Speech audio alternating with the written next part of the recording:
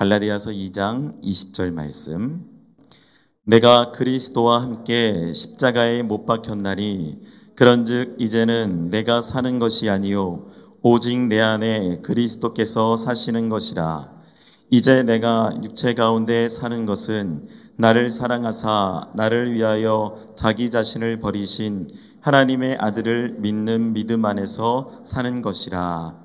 아멘.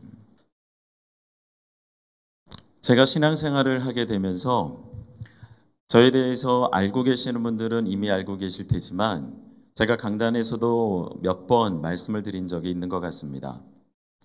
제가 자라왔던 배경 속에는 예수 그리스도가 저희 가정에 들어오기까지, 그 전까지의 저의 삶은 완전히 달랐습니다. 그 중에 가장 차이가 있었던 것이라고 할 수 있다면 저희 집은 제사를 하는 집이었어요. 그 제사를 하는 집이었는데 그 제사를 좋아했던 제가 있었습니다. 그 이유 중에 하나라고 하면 먹는 것이 많아서, 먹을 수 있는 것이 가장 많은 날이라서 그랬습니다. 명절이라고 하면 명절 때도 뭐 음식을 차려서 먹을 수 있고 그렇긴 하지만 이 제사할 때 준비되는 그 과정 속에 그 사람을 착 이렇게 감칠맛나게 하는 게 있어요. 그것보다도요, 맛있는 음식이 많은데 자정이 지나야 먹을 수 있는 거예요. 그러니까 오랜 시간을 기다려서 먹을 수 있으니까 그 새벽이 가까운 시간에도 제사가 끝나기만을 기다렸던, 그래서 그 시간이 빨리 지나갔으면 하는 마음이 있었던 그때가 있었습니다. 그렇게 제사가 그래도 저희 집에 적지 않게 있었던 것을 기억을 하게 되는데, 그렇게 시간을 보내고 있다가 저희 어머니의 건강으로 인해 저희 집에 이상이 생긴 거예요. 무슨 이상이 생겼냐? 복음이 들어온 겁니다. 전혀 동의하지 않았고 생각지도 못했고 그랬던 저희 가정에 어머니의 그 건강으로 인한 복음이 들어오고 어머니를 따라서 교회를 나가기 시작하게 되면서 저의 신앙생활은 시작이 됐다고 이야기해도 틀리진 않을 겁니다. 그렇게 신앙생활을 하게 되는데 무슨 생각이 있었을까요? 교회를 다니는 것이 너무나 좋았습니다. 왜냐하면 교회에 갔더니 학교에서 만났던 또 다른 친구들이 그곳에 있는 거예요. 그곳에 있으니까 여기도 또 내가 아는 친구들이 있으니까 좋은 곳이구나, 이렇게 생각을 하고 다녔어요. 그러던 그 주일학교라는 곳을 이렇게 다니기 시작을 하다가 친구를 잘못 만났습니다. 친구를 잘못 만났는데 어떤 친구를 만났냐? 얘가 예배 시간이 끝나면 공과 공부 시간에 오락실을 가는 거예요. 오락실 그때만 해도 한 판에 50원. 예. 그런데 그때 헌금을 가져가면 거진 많이 가져오는 애들은 500원, 이제 보통적으로 100원, 이렇게 헌금을 했던 시절이 있었습니다. 제가 이렇게 말씀을 드리니까 제가 무슨 한 70년대, 80년대 뭐 이렇게 그때인 것 같긴 한데, 그런 시절이 있었어요. 그런데 친구가 저를 그렇게 꼬드겨 가지고 공과 공부 시간에 데리고 오락실을 데려간 적들도 있었습니다. 근데 오락이 얼마나 재밌어요. 재밌는데 제가 그거를 빨리 청산을 해버렸습니다. 왜냐하면 저는 그렇게 누릴 만한 여유가 없었어요. 그리고 그것이 잘못됐다고 생각을 하니까 계속 다닐 수가 없었습니다. 자, 그렇게 해서 시간이 계속 흐르고 흘러서 청소년이 되고 또 시간이 흘러서 청년이 되고 나이가 먹어가면서 계속적인 신앙생활은 유지가 되고 있었어요. 그러던 어느 날 다시금 은혜라는 것을 경험하게 됩니다. 청소년 때 이미 은혜라는 것을 경험을 했고 죄의 고백을 통해서 하나님이 나의 주인이시라는 것을 고백을 했고, 그래서 그의 그 신앙으로 인해서 점점 신앙의 깊이는 더해져 가는 것 같은데 또 다른 은혜를 청년 시절이 되면서 경험을 하게 되는 거예요. 그런데 여러분, 이렇게 은혜를 받고 난 후에 은혜를 받고 난 후에 저에게 고민이 생겼습니다. 무슨 고민이냐? 예수를 알게 되고 이미 청소년 시절 때와 다르게 청년이 되면서 머리가 좀 크게 되고 교회 생활을 제법 해본 상황에서 은혜를 경험하게 되니까 고민이 되는 거예요. 나 이제 어떻게 해야 되나? 내가 은혜를 받긴 받았는데 그때의 순간은 기억을 하겠는데 그 이후에 나는 어떻게 해야 되나? 아마 이런 고민들이 저뿐만이 아니라 다른 분들도 해봤을 만한 고민이 될 수 있을 겁니다. 그러나 누구도 그것에 대해서 자세하게 알려주거나 인도를 해주거나 그런 것은 없었어요. 제가 정말 고민이 되는 것 중에 하나는 아무도 가르쳐 주지 않는데 내가 어떻게 해야 될까 함과 동시에 알아서 해야 된다는 것 자체가 너무나 큰 부담이었습니다. 저희 집에서 저희 어머니도 물론 신앙이 이제 점점 깊어지시고는 했지만 그렇게 이미 같은 그 세대에 이제 같이 시작을 했기 때문에 그렇게 인도하는 것도 없었고 제가 교회를 다니면서 알게 된 그 이제 뭐 형들이나 누나들이나 그렇게 해서 간접적으로 또 느꼈던 것 중에 하나는 이제 무언가 열심히 해야 된다는 거였어요. 그래서 이 열심을 통해서 변화를 받는 그런 과정 속에 있는 제 모습을 보게 된 겁니다. 그때는 그게 참 맞는 건 줄 알았어요. 무언가를 열심히 해야 되는 것이 맞다고 생각을 했고 그리고 아무것도 모르니까 그렇게 해야 되는 것이었고 그렇게 해서 내가 뭔가를 채워가야지만이 되는 듯한 느낌을 많이 받았습니다. 그래서 정말 많이 했어요. 그때부터 저의 신앙의 열정과 그리고 여러 가지 그 경험들을 통해서 신앙의 레벨들은 점점 높아지는 것 같은 느낌을 받게 되었습니다. 무엇을 그렇게 많이 했었을까요? 우선 예배에 대해서 너무나 빠지는 일이 없었습니다. 제가 어렸을 때 교회를 다녔을 땐 이미 제 아내도 교회를 다니고 있었고 제 아내와 함께 제가 교회를 다녔을 땐 그때는 주일 저녁 예배까지 있었어요. 주일 저녁 예배까지 있었는데 저와 제 교회와 집의 거리가 제법 멀었습니다. 그런데 예배는 빠지기 싫고 예배는 가야 되겠는데 주일이면 아침에 와서 저녁까지 집에를 못 가는 거예요. 그냥 교회에서 살았어요. 교회에서 살고 또 시간이 지나고 청년들이 되면서 청년들과 어울리면서 저녁까지 차량 운행까지 하면서 그렇게 시간을 보내니까 밤 12시가 넘어서 집에 들어가는 일들도 너무나 많았습니다. 그래서 월요일이 너무나 힘들었어요. 그런데 그렇게 해서 열심으로 무언가를 하긴 하는데 예배에 대한 부분도 기도에 대한 부분도 그리고 말씀에 대한 부분도 점점 채워져 가기는 하는데 이상하게 또 다른 모습을 경험하게 되는 겁니다. 무언가는 채워지는 것 같기는 하지만 왜 공허함이 있는 걸까요? 낙심을 하게 되고 굉장히 뜨겁게 성장을 했던 분위기 속에 이제는 그게 아닌 점점 불이 꺼지는 듯한 느낌을 받는 그때가 오게 되는 겁니다. 여러분 이게 뭐냐면요. 지치는 거예요. 뭔가 열심히 하라고 그래서 열심히 하긴 했는데 성경 열심히 봐야 돼, 기도 열심히 해야 돼, 예배 빠지지 말아야 돼 그렇게 해서 열심히 했는데 무언가 이상한 거예요. 그렇게 해서 은혜라는 것을 채워져 가는 것으로만 생각했던 제 자신 속에 또 다른 고민이 있게 되는 겁니다. 그러나 이 고민은 저만 하는 건 아니었을 것 같아요. 정말 교회 생활을 해보신 분들이라면 정말 나도 그런 때가 있었지, 나도 뜨거운 때가 있었지 이것을 추억하시는 분들이 제법 있을 거라는 겁니다. 그런데요, 하나님의 말씀을 보니까요. 이 신앙생활이 바르지가 않다는 것을 알게 됐습니다. 하나님의 은혜를 경험하게 되고 그렇게 살게 되면 하나님의 말씀은 저에게 이렇게 말씀을 해주고 있는 거예요. 우리 한번 말씀 볼까요? 예레미야가 3장 22절에서 23절 말씀 화면에 있습니다. 함께 한번 읽어보겠습니다. 시작. 여호와의 인자와 긍휼이 무궁하심으로 우리가 진멸되지 아니니이다. 이것들이 아침마다 새로우니 주의 성실이심이 크시도소이다. 아멘. 여러분, 이 말씀을 보니까요, 하나님께서 주시는 은혜는 날마다 새로워야 되는 거예요. 날마다 갱신이 되어야 된다는 겁니다. 그러니까 우리가 하루하루를 살아도 또 다른 은혜로 그렇게 살아갈 수 있어야 되는데, 제 안에는 똑같은 사이클이 있는 거예요. 똑같은 패턴이 있는 거예요.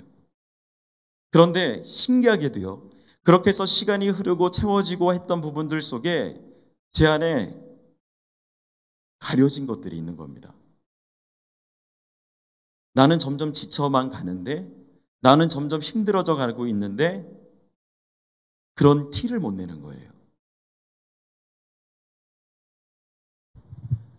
가면이 점점 씌워지는 거예요. 속은 문드러져 가는데. 왜요? 지금까지 해온 게 있으니까. 제가 수련회도 정말 많이 다녔습니다. 집회도 많이 다녔어요.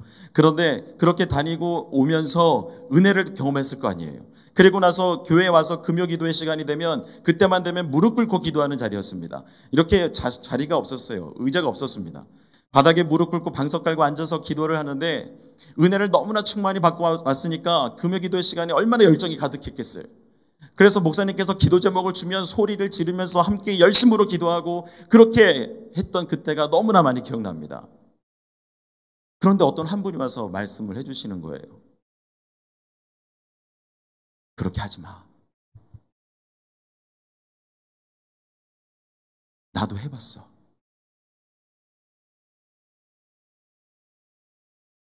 이미 그분도 경험을 했고, 근데 저도 그런 경험을 하고 있고 똑같은 패턴을 돌아가고 있다는 걸 간접적으로 느끼게 됐습니다. 허무함이 막 밀려오는 거예요. 난 무언가를 열심히 했고 그렇게 채워지는 줄 알았는데 이게 잘못된 것이구나라는 걸 느끼게 된 겁니다. 디모데후서 3장 5절 말씀을 보니까요, 이렇게 말씀이 기록되어 있습니다. 함께 읽어볼까요? 경건의 모양은 있으나 경건의 능력은 부인하니 이 같은 자들에게서 내가 돌아서라. 아멘. 여러 가지를 경험했기 때문에, 여러 가지를 열심히 해봤기 때문에 경건의 모양은 있어요. 그런데 그 안에 능력을 점점 소멸해 가고 있는 거예요. 혹시 이런 경험 해보신 분들 있으십니까?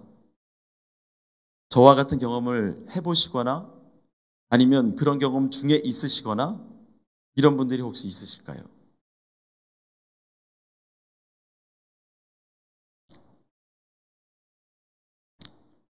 여러분 한번 생각해 볼까요? 예수님을 처음 영접을 하고 그리고 신앙을 시작하신 분이 뜨거울까요? 아니면은 우리가 기존에 있던 사람들이 뜨거울까요? 누가 더 뜨거워요? 예?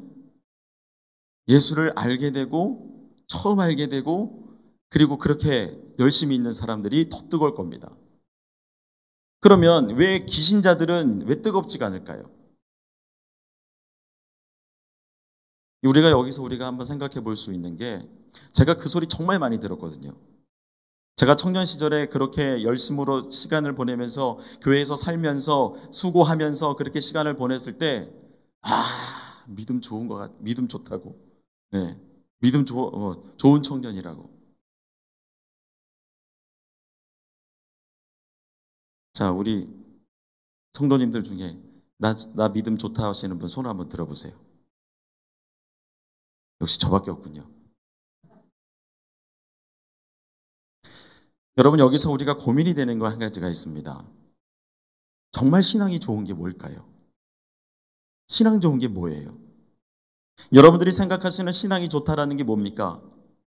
예배 빠지지 않고 성경 말씀 많이 보고 그렇게 해서 기도 생활 열심히 하면 정말 신앙 좋다고 우리가 생각하고 그렇게 이야기할 수 있는 걸까요? 성경에서는 그렇게 소개해 주고 있는 것 같지는 않습니다.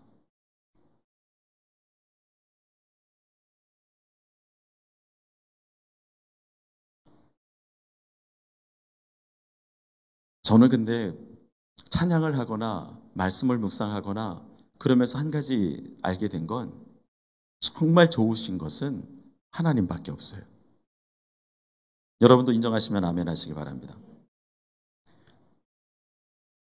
우리가 그냥 이렇게 모습을 보면 놓여진 상황들 속에 보면 저와 여러분들이나 이렇게 봤을 때 여러분들의 신앙이나 제 신앙이나 누가 더 좋아야 돼요? 누가 더 좋아야 됩니까? 당연히 목사님이 좋아야죠. 이렇게 생각하시는 분들이 많을 거예요. 맞아요. 그렇게 당연히 좋아야 되겠죠. 그런데 의인은 없대 하나도 없고 신앙 좋은 것을 우리가 어떻게 가늠할 수 있는 방법은 없습니다. 하지만 하나님이 좋으시기 때문에 좋으신 하나님이기 때문에 그 하나님이 우리에게 은혜 주시면 그게 감사할 뿐이라는 거예요.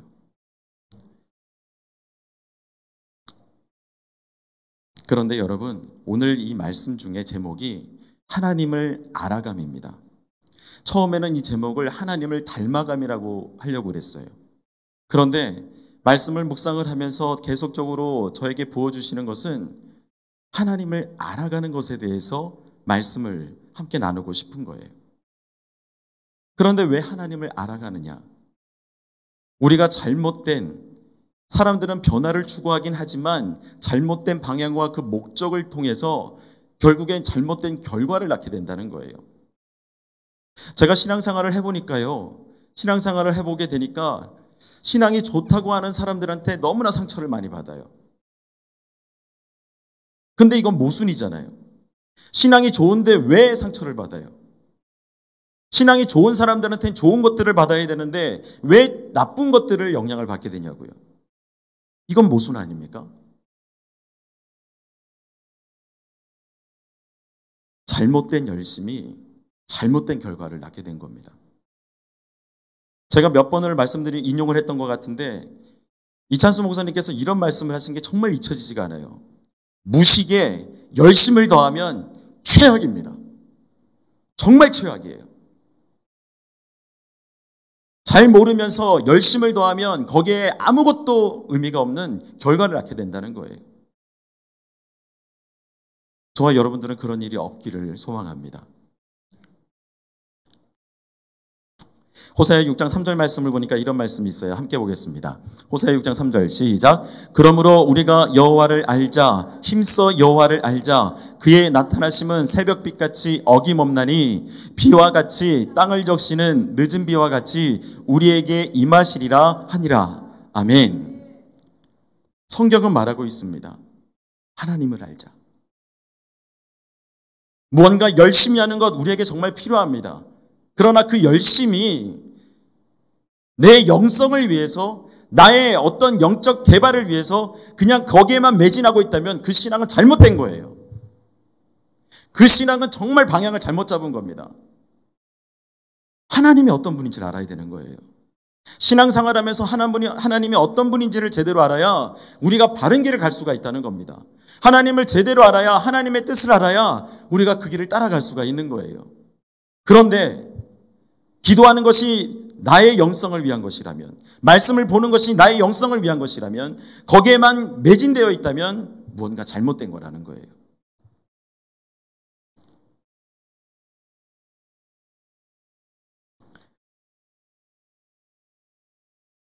이게 바로 함정입니다.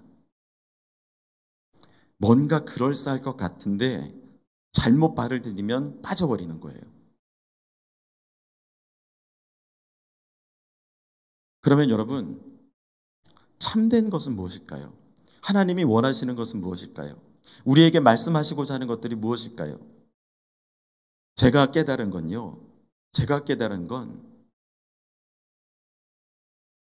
하나님을 알려면 한 가지가 있습니다.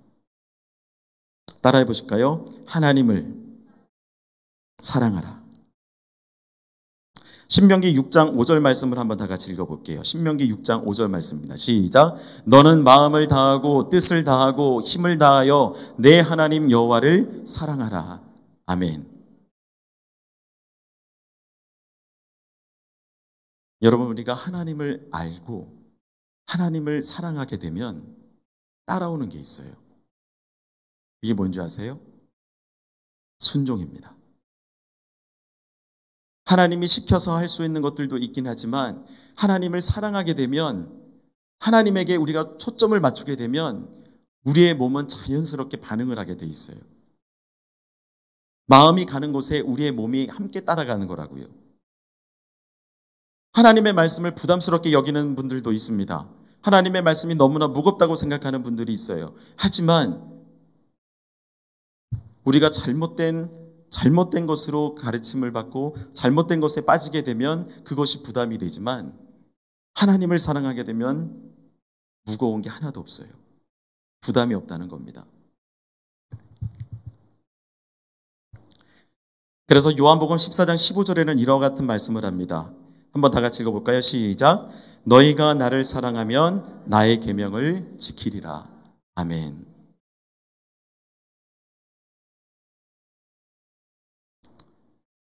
제가 한번 질문을 드리겠습니다. 변하고 싶으신 분 한번 손들어 보세요.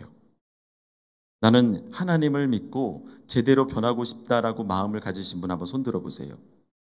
변하고 싶으신 분들 제법 많을 것 같습니다. 그런데 여러분, 변화를 위해서 얼마만큼 많이 노력하셨어요?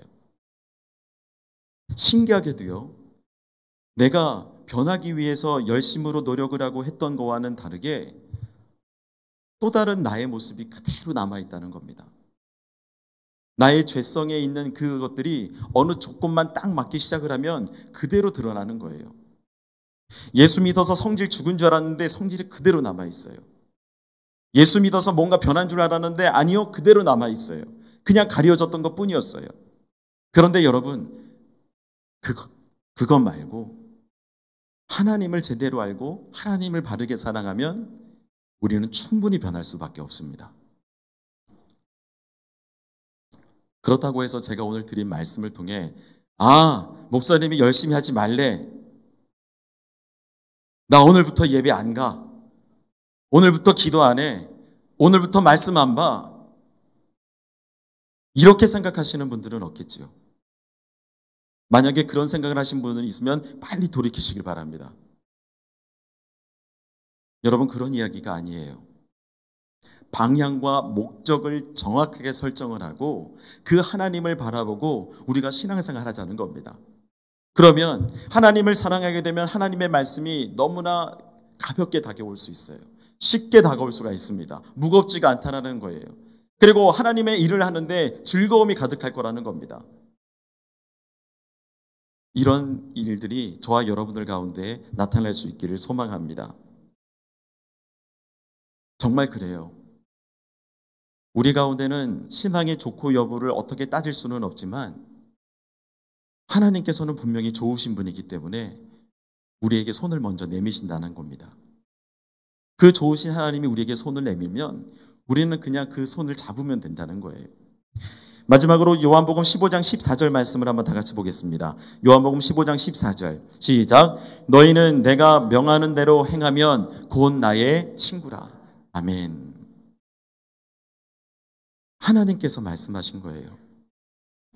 내가 명하는 대로 행하면 너는 나의 친구라. 하나님께서 손을 먼저 내밀어 주신다는 거예요. 하나님 말씀을 순종하며 살아가는 저와 여러분들 속에 하나님과 관계가 맺어지는 우리 모두가 되길 원합니다. 여러분, 잘못된 성화는 우리에게 그런 걸 가르쳐줘요. 너 열심히 해. 열심히 해. 그런데 맹목적으로 열심히 하라고 가르쳐줄 수밖에 없어요. 그런데 이 결과는 교만을 낳게 되고 낙담을 낳게 됩니다. 하지만 참된 성화는요, 참된 성화는 하나님을 알게 되고 하나님의 마음을 알게 되고 하나님을 더욱 사랑하게 되고 그렇게 되면서 우리의 신앙은 하나님과의 관계가 더 깊어질 수밖에 없어요. 그래서 저는 여러분들에게 추천합니다. 정말 변화하고 싶으시다면 하나님과의 관계를 더 깊이 쌓아가실 수 있길 원합니다. 신앙생활을 이제 하시다가 정말 오랜만에 이렇게 회복을 원하시는 분들 속에는 내가 무언가를 열심히 해야 된다고 생각하시는 분들이 있어요. 그렇게 해야지 내가 변화가 된다고 생각하시는 분들이 있어요. 아니요. 저는 그분들에게 이렇게 얘기를 합니다. 하나님과의 관계를 먼저 회복할 수 있도록 하세요. 예배를 통해서, 말씀을 통해서, 찬양을 통해서 그렇게 하나님을 알아가는 시간들이 더욱 깊어질 수 있기를 원한다고 말씀을 전해드립니다. 여러분, 똑같습니다. 저와 여러분들도 하나님을 바르게 알아갈 수 있기를 소망합니다. 그리고 하나님을 더욱 사랑할 수 있기를 소망합니다. 그러면서 하나님의 일을 기쁘게 할 수 있기를 원합니다. 하나님의 일을 하는데 왜 짜증을 내요? 하나님의 일을 하는데 왜 힘들어해요? 내가 방향이 잘못됐기 때문에 그래요. 정말 변화를 원하신다면 하나님과의 관계를 더욱 깊이 쌓아갈 수 있는 우리 모두가 될 수 있기를 원합니다. 담임 목사님께서 저녁 9시가 되면 집에서 기도하실 때 하나님의 얼굴을 구하신다는 이야기를 들었을 때요. 정말 그게 필요하다고 많이 느꼈습니다. 다른 어떤 것보다 정말 하나님과의 관계를 위해서 하나님의 얼굴을 구하고 하나님의 그 마음을 느낄 수 있는 그런 관계적인 부분들이 저와 여러분들 안에도 나타날 수 있기를 소망합니다. 이것이 진짜 신앙생활이에요. 여러분, 그러므로 하나님께서 주시는 은혜를 제대로 만끽할 수 있는 우리 모두가 되길 소망합니다.